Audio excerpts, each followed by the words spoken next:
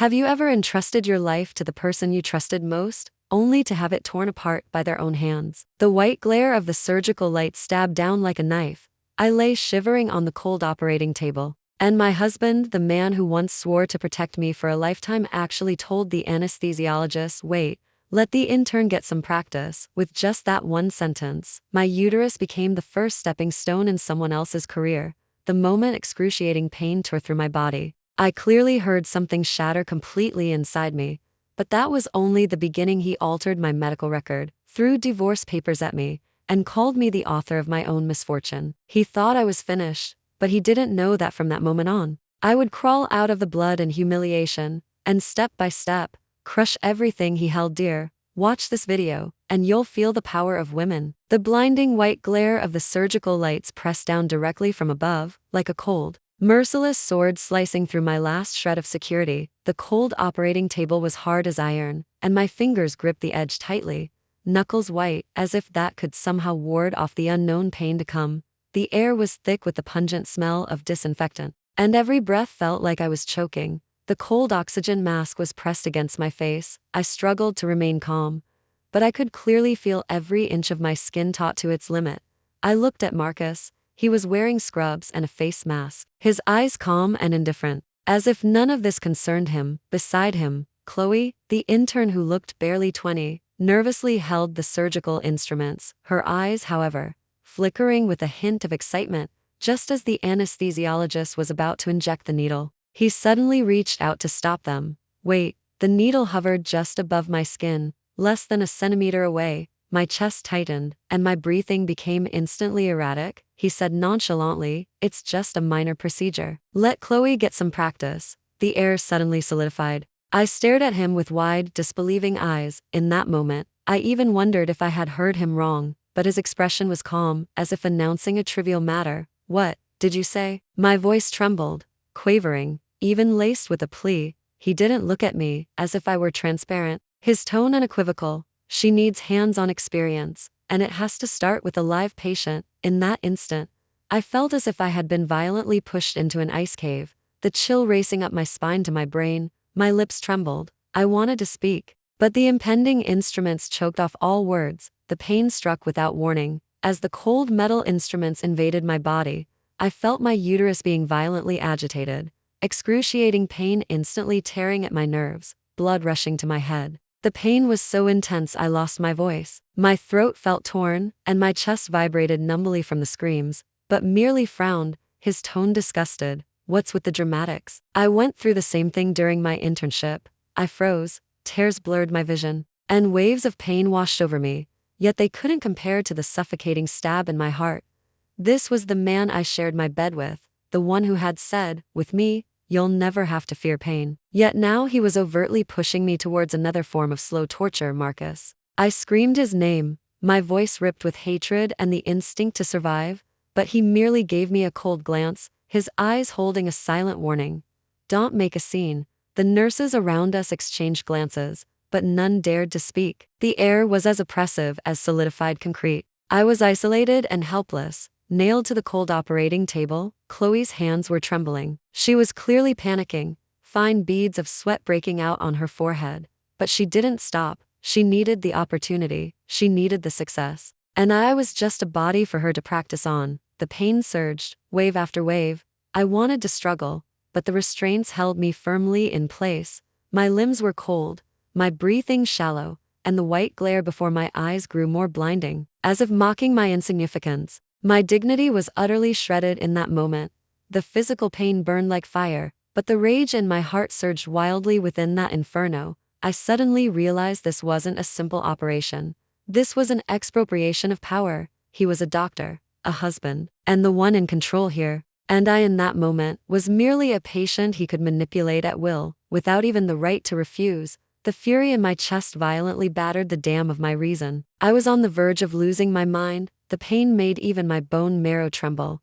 Yet I bit down hard on my lip, the taste of blood spreading in my mouth. Tears blurred the light of the surgical lights, but I saw my own broken reflection in their eyes.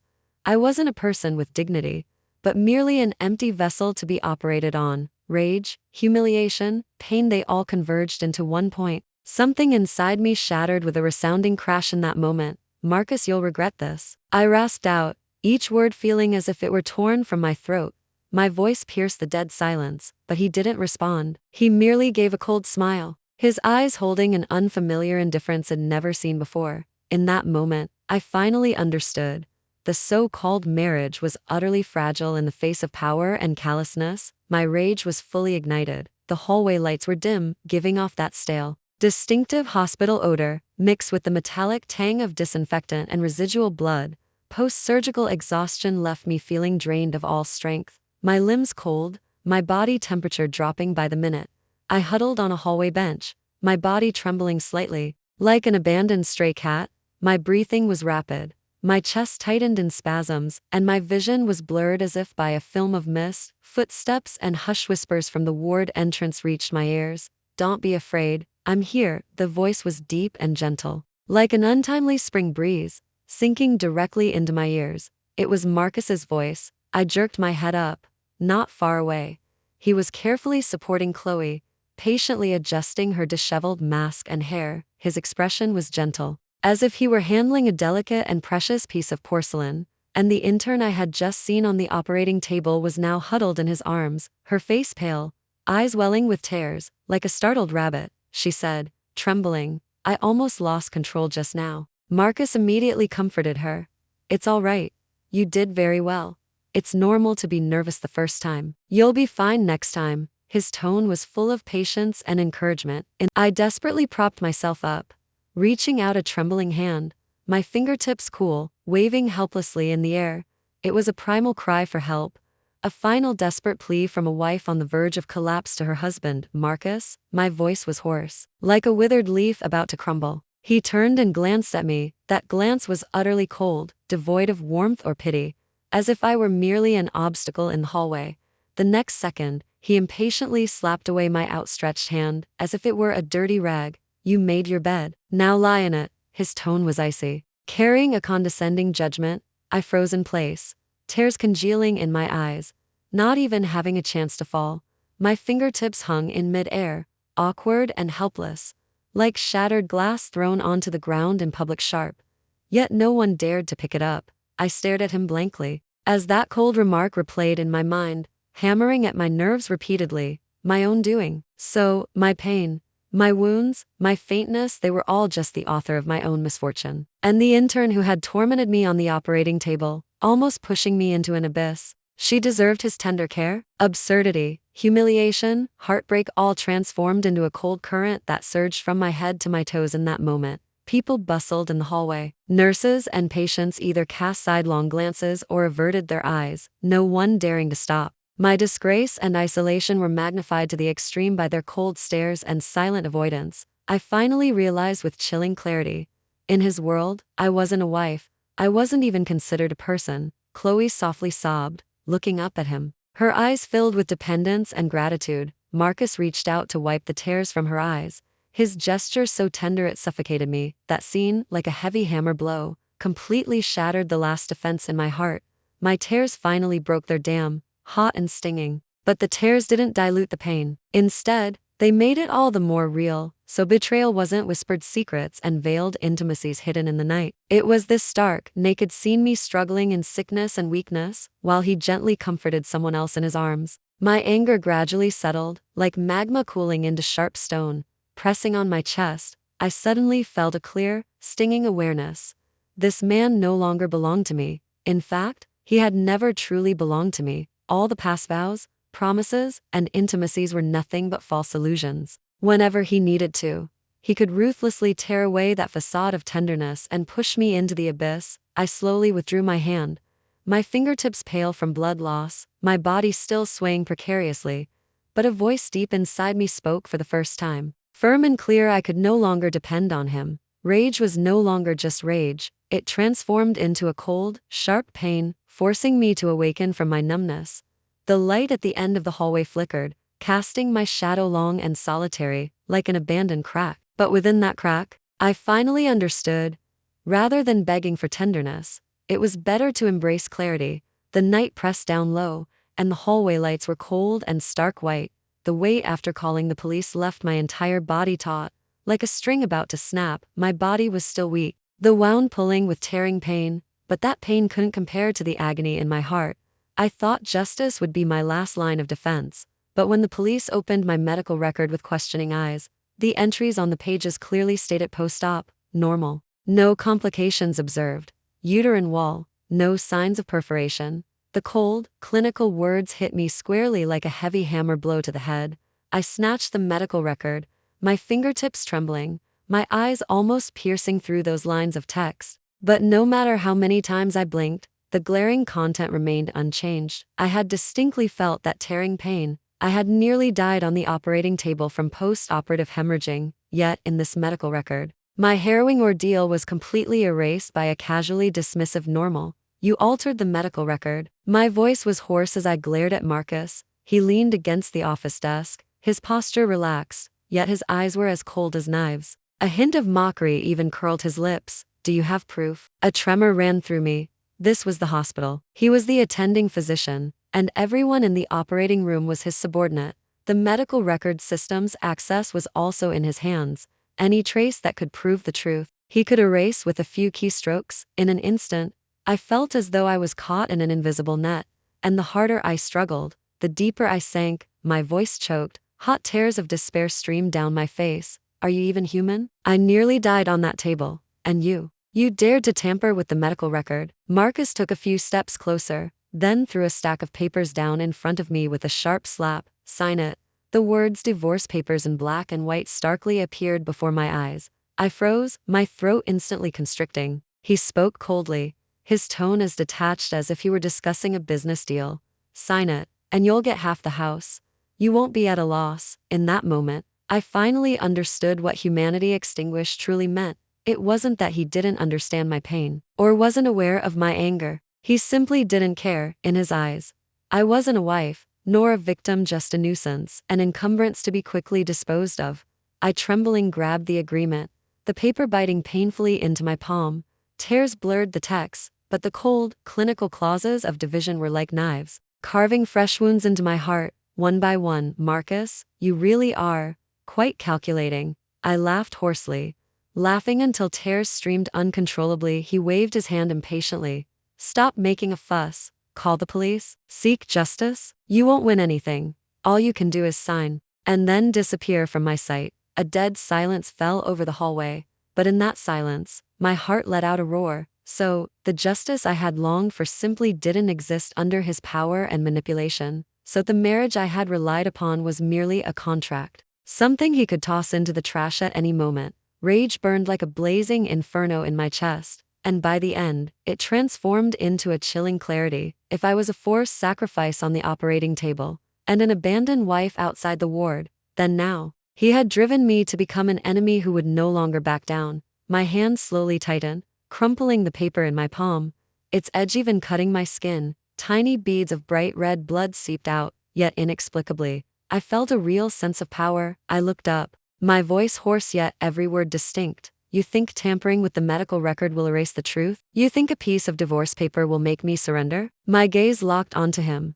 cold and resolute as never before. No, I won't sign, he frowned, seemingly not expecting me to defy him. But in my heart, there was no turning back, because I finally understood only by transforming this humiliation and harm into a weapon could I reclaim my dignity. In that moment, rage was no longer just a burning sensation. It became the sharpest blade in my very bones.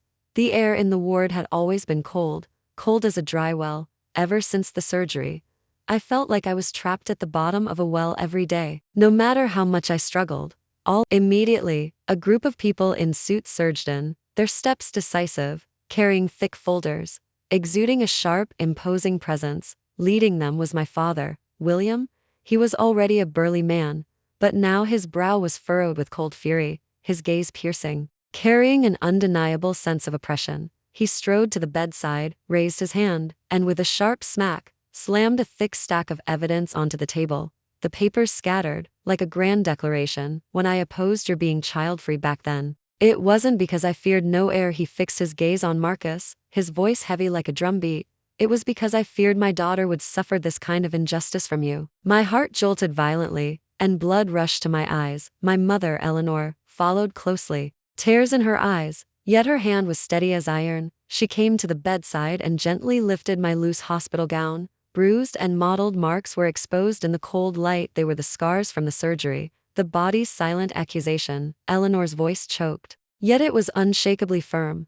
"We can afford to take care of this body of yours." Her hand covered my cold hand, its warmth scalding, as if she were wrenching me back to life from a swamp. I couldn't hold back any longer. Tears streamed out, the helplessness of being isolated in those days. The pain of betrayal, the anger suppressed to the point of suffocation, all found an outlet now. Amidst the support of my family, William abruptly pushed a document in front of Marcus, his voice cold as he challenged, "Tampering with medical records? Abusing power? Do you think my daughter is all alone? No matter how powerful the Hayes family's influence is, can it truly outweigh the law?" The lawyers uniformly spread out their files, the weight of the evidence making the air itself stagnant. Surgical records, surveillance footage, screenshots, medication lists, page after page. The writing was clear, like sharp swords pointing directly at his crimes. Marcus's face suddenly darkened, and a flicker of panic crossed his eyes. He was accustomed to manipulation and indifference, but clearly, he hadn't expected that this time. He wasn't facing a helpless patient, but the collective condemnation of an entire family.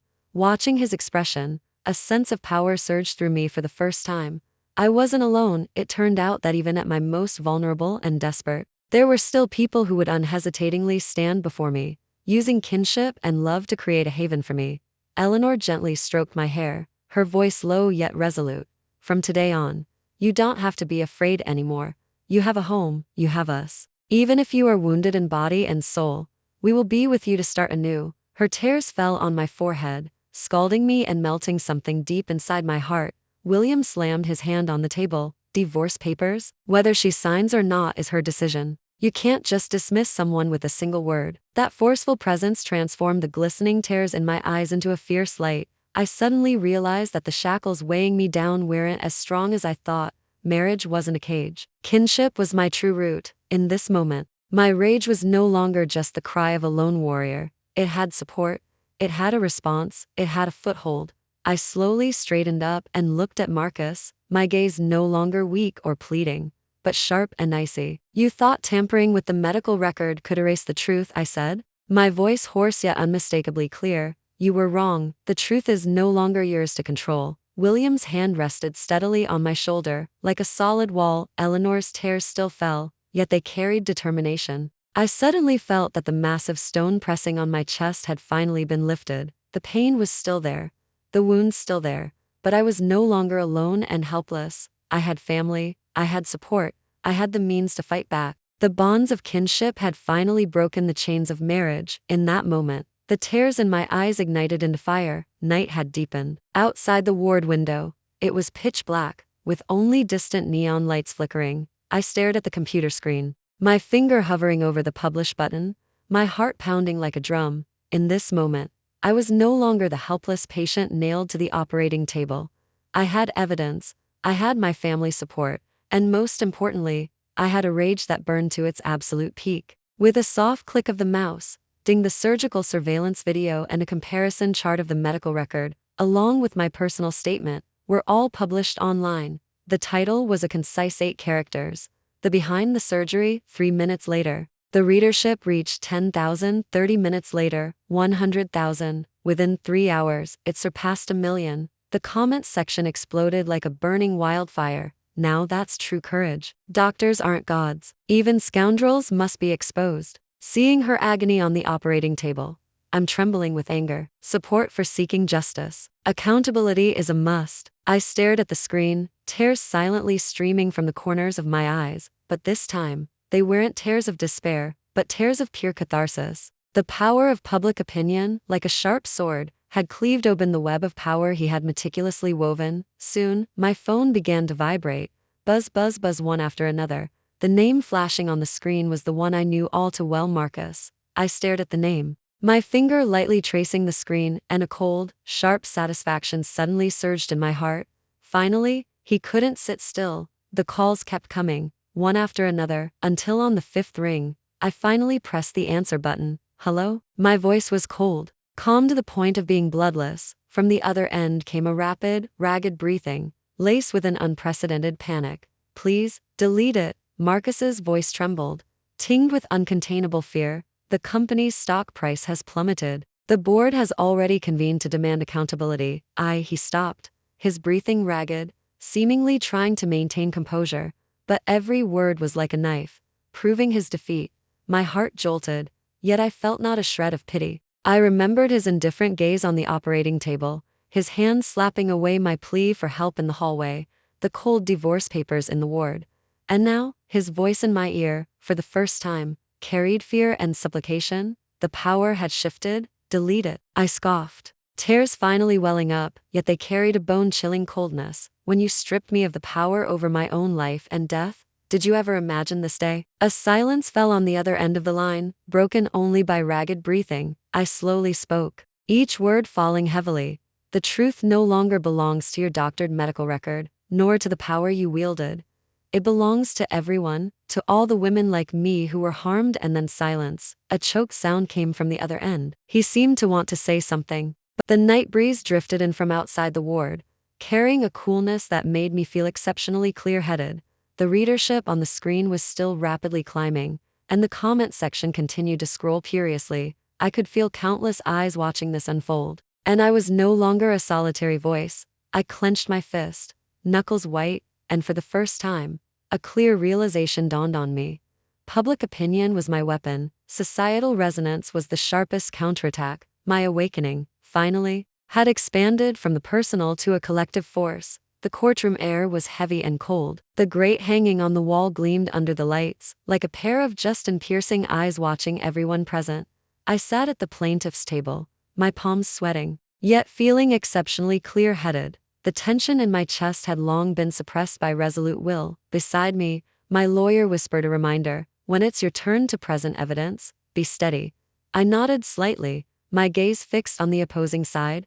Marcus, at the defendant's table, appeared composed, as if everything was under control. His lawyer spoke volubly and eloquently, emphasizing, "This surgery was entirely standard, and the medical record is clear and complete. The so-called uterine perforation lacks medical evidence. As for the intern, Chloe, she possessed a legitimate internship qualification, and there was no unauthorized operation." No sooner had I spoken than a stir rippled through the gallery. The clerk quickly retrieved the projection, and 3 stamped intern schedules appeared on the screen. The dates and times were identical, and the name stood out unmistakably. Chloe. This scene, like 3 heavy hammer blows, struck hard at the defendant's table. "This means," my voice rose, tinged with sharp accusation, "that her alleged internship qualification was falsified. She had no right to be in that operating room, much less to operate on me." The courtroom instantly erupted, with murmurs and exclamations rising and falling. I turned, my gaze piercing Marcus directly.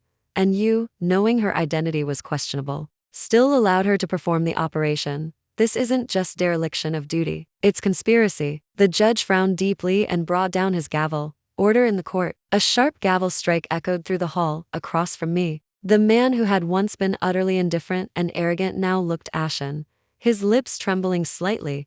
His lawyer opened his mouth, then suddenly faltered, all his prepared arguments seemingly cut short. I didn't stop, my gaze sweeping sharply over the crowd. The second decision, to promote 3 female doctors, Sarah, Emily, and Olivia, to establish the company's first women's health, responsible for overseeing medical standards and safeguarding the rights of female patients. Under the lights, the 3 young female doctors looked at each other in astonishment. Then their eyes welled up, and they almost simultaneously stood and bowed, trembling. "Thank you, CEO." The applause, starting as scattered claps, gradually swelled into a thunderous roar. Standing on stage, I felt a warmth surging in my chest. This was the first time it wasn't just me fighting alone, it was a collective. It was a system, standing on the same front line with me. "This is not for me personally," I said, suppressing the tremor in my voice, my gaze firm, "but for all women who have suffered injustice and never had a chance to speak. From today forward, there will be no more silence or complicity here."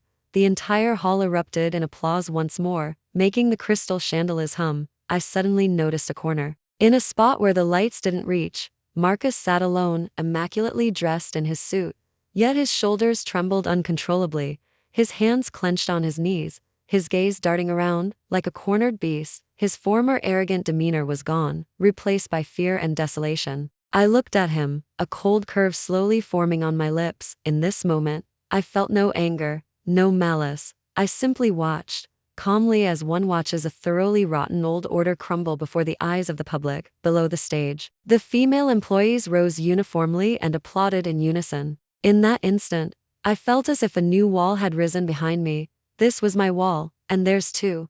It was no longer a callous system, but a power that could protect and provide checks and balances. The applause swelled like a tide, lasting for a long time. And I finally, in that tide of sound, truly breathed the air of freedom and control. The video footage was dim and unclear, the image constantly shaking, as if recorded hastily on a cheap cell phone. On the screen, Chloe's hair was disheveled, her eyes vacant, and her lips were pale from long-term medication. She suddenly lurched closer to the camera, her voice hoarse and piercing. "I didn't mean to. I truly didn't mean to," she repeatedly screamed, her voice like a knife scratching across my eardrums. Her eyes were bloodshot, like a wild beast trapped in an iron cage, struggling desperately but finding no escape. I stared at the screen, my expression unwavering. Once, on the operating table, her clumsy handling had caused my uterus to bleed profusely. In the hallway, she was cradled in Marcus's arms, while I lay abandoned on a bench. Back then, I had almost believed I was truly worthless. Now, she screamed through the screen, begging for a forgiveness that didn't exist. "Didn't mean to." I let out a cold, low laugh, the corners of my lips curving into a chilling arc. "But you enjoyed all the protection, indulgence, and favoritism. Every choice you made was no accident." On the other end of the screen, Chloe was still screaming uncontrollably, clawing at her hair as if to tear herself apart. I turned around and said to the lawyer beside me in a calm voice, "Demand additional compensation for emotional distress.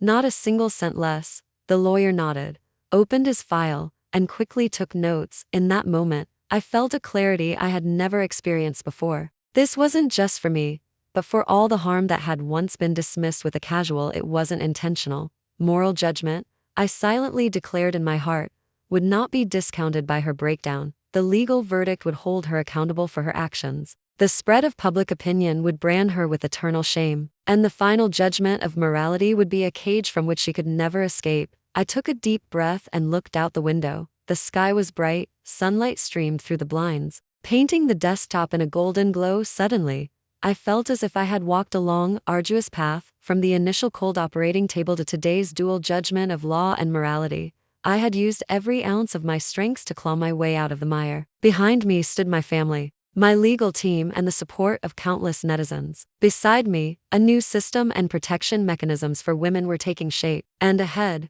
lay a future I could finally control. "It's over," I whispered to myself, but these words weren't an end. They meant that the period of humiliation and suffering had definitively concluded. My new order had just begun. The event was held at the community center. Outside, the sun shone brightly, and banners hung in the town square. The protection ensuring every woman can face health checkups without fear. Residents arrived from all directions, filling the hall. They were young or old, pushing strollers or leaning on canes. Their eyes held curiosity, anticipation, and a long-absent sense of peace. I stood on stage, my chest rising and falling slightly. In that moment, I was no longer a patient, no longer a plaintiff, but a catalyst for change. Starting today, the community's free gynecological checkup station is officially open. My voice steady and clear. We will provide every woman with safe, transparent, and traceable medical services. No concealment, no shirking of responsibility, no indifference. As my words concluded, the entire hall erupted in thunderous applause. I saw an elderly woman with silver hair in the front row, her eyes red-rimmed, her hands tightly clasped as if suppressing her emotions. As I stepped off the stage, she suddenly rushed forward and grasped my hand. "My dear," her voice trembled, tears rolling down her cheeks. "You've saved countless sisters." The next second, she threw herself into my arms, weeping uncontrollably. I froze for a moment, my eyes instantly welling up. My hand slowly stroked her back, and I felt a profound weight, the accumulated suffering of years, and the unspoken silence of countless women who had never been seen. "Thank you," she choked out. "Our generation has endured so much suffering. But you've shown us hope." Holding back my tears, I lifted my head and looked at the crowd. At that moment, hundreds of eyes in the audience were fixed on me. Their applause, their tears, their smiles, they converged into a surging, warm current that washed away all the shadows in my heart. I suddenly realized that my awakening was no longer just my story. It belonged to every woman here. To this era, camera flashes flickered, and reporters' shutters clicked, capturing the scene on the screens. The image of me embracing the elderly woman was permanently frozen. This was a social experiment, but more than that, a relay of the spirit. The protection was just the beginning. It would become a template, extending to more cities and more communities. It would serve as a banner, letting future generations of women know that silence was no longer the only option, and humiliation was no longer an inevitable fate. When the applause resumed, I took a deep breath, my voice trembling slightly, yet more resolute than ever. Thank you all. It wasn't I who saved anyone. It was all of us together who saved ourselves. The hall fell silent for a moment, then erupted in even more fervent applause. In that moment, an unprecedented sense of fulfillment bloomed in my heart. It was no longer a retaliation. That's all for today's story. Thank you for listening. This is my channel. The tales I share, drawn from life or woven from imagination, are meant to offer you connection, reflection, and perhaps solace or newfound strength. If you long to see your own reflection in others' journeys, or seek a glimmer of light within the maze of emotions, subscribe to my channel. Listen with your heart. Explore the stories of life.